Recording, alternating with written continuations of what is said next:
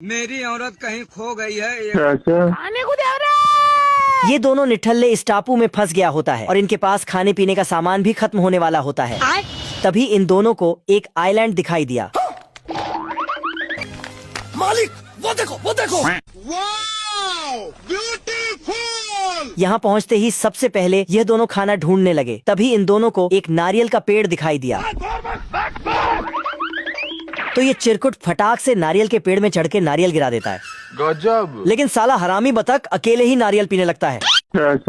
ये देना। नारियल पीने के बाद भी इसका पेट नहीं भरा तो ये बैठ के मछली पकड़ने लगा, लेकिन साला इसके कांटे में एक भी मछली नहीं फंसता। फिर मेरे दिमाग की बत्ती जली। अच्छा। तभी हरामी बतख अपनी टोपी पानी में गिरा के इस चिरकुट को लाने भेजता है, तो ये इसकी बातों में आकर टोपी लाने चली जाती है।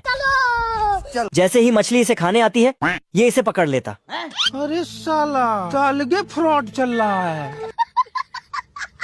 और दोनों पेट भर के मछली खाते हैं। अरे खाओ ना दादा क्या।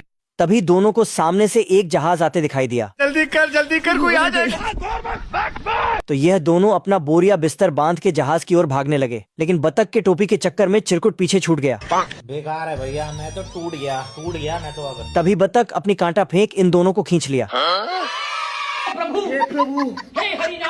कलुआ को आसमान में उड़ने का बड़ा ही शौक। ये तीनों पक्षी इसे आसमान में उठा के छोड़ देते हैं। मर जाएगा रे। और ये जाके तालाब में गिरता है, जिससे इसकी जान बच जाती है। बच गया साला। लेकिन साले की उड़ने का शौक अभी भी खत्म नहीं है।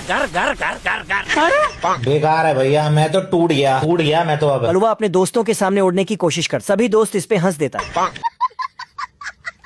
लेकिन ये चिरकुट भी इसका मजाक उड़ाने में पीछे नहीं हटता।